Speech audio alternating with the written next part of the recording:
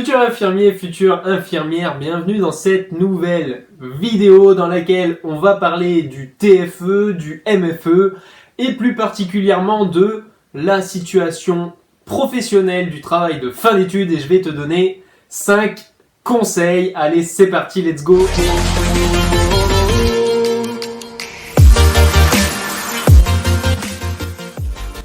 Yes, alors effectivement on va parler aujourd'hui du TFE, plus particulièrement du sujet de la situation professionnelle. Donc effectivement, vous rentrez en période pour les 3e années de TFE, donc sur toute l'année vous allez devoir rédiger votre mémoire. Pour le moment, dans cette première partie, l'IFSI vous demande principalement de trouver une situation professionnelle, d'en dégager une problématique et aussi une thématique du coup pour votre mémoire. Alors qu'est-ce que c'est que la situation professionnelle? En fait, c'est une situation que vous avez vécue, alors que vous soyez acteur ou observateur de cette situation, une situation qui vous a interpellé et pour laquelle vous vous êtes posé des questions après coup, après l'avoir vécu. Donc voilà, maintenant, effectivement, vous êtes beaucoup à avoir du mal à définir et à trouver cette situation.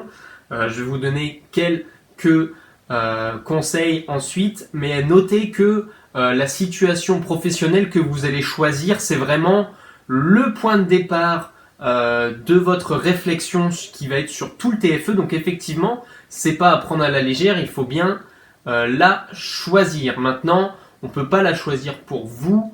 On peut pas non plus, on me demande donne-moi une situation ou donne-moi une thématique pour mon TFE. Ben, ça marche pas comme ça. La thématique, vous allez devoir vous-même la trouver selon la situation que vous ayez choisie. Donc maintenant, 5 conseils pour choisir et pour réaliser cette partie situation professionnelle. La première, c'est quel est un intérêt pédagogique. Donc lorsque vous allez choisir cette situation, déjà choisissez les situations de vos différents stages qui vous ont posé question, sur lesquels il y aurait potentiellement eu soit un problème ou alors quelque chose qui vous a vraiment interpellé durant cette situation, et posez-vous la question si elle a un intérêt pédagogique. Pourquoi ? Parce que vous allez devoir faire des recherches en lien avec la thématique que vous allez dégager et autres. Donc il faut aussi que vis-à-vis du jury, il y ait un intérêt pédagogique et quelque chose d'intéressant. Donc voilà, pour trouver votre situation professionnelle, en premier lieu, vérifiez qu'elle ait bien un intérêt pédagogique. Ensuite, deuxième conseil, idéalement, choisissez votre situation professionnelle dans un lieu de stage qui vous est inspiré. Pourquoi ? Parce qu'il va falloir énormément détailler, parler, faire des recherches et autres. Donc si c'est un lieu de stage, enfin un stage tout court qui vous a inspiré, ce sera beaucoup plus facile de supporter cette thématique, ce sujet, ce lieu de stage et autres pendant une durée d'1 an.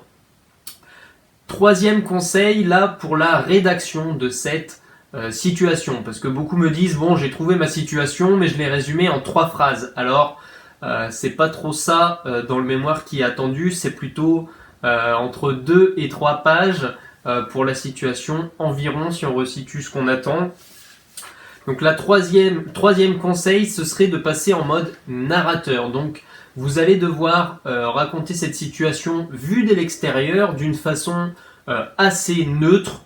Donc mettez-vous vraiment en mode narrateur, en mode écrivain pour parler de votre situation professionnelle.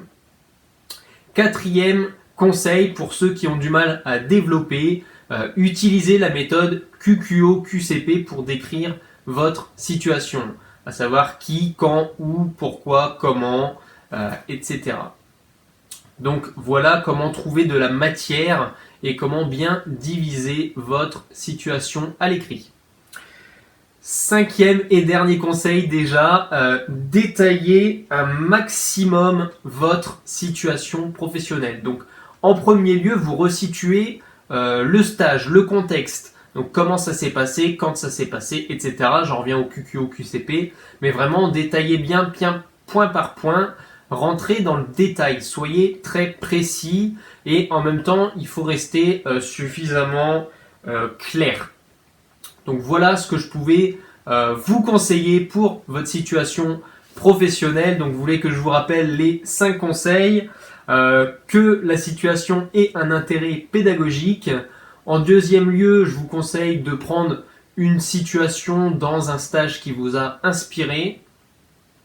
Troisième chose, passer en mode narrateur. Quatrième conseil, utiliser la méthode QQO-QCP pour pouvoir suffisamment étoffer votre situation. Et cinquième conseil, détailler un maximum de façon claire et précise. Donc voilà, c'était tout pour cette vidéo. Maintenant, si tu es en période de rédaction de ton TFE, dans les liens en description, tu vas retrouver déjà l'accès à une liste email privée. Donc je vous envoie tous les jours un email avec des conseils sur le TFE. Donc tu peux t'inscrire gratuitement en description.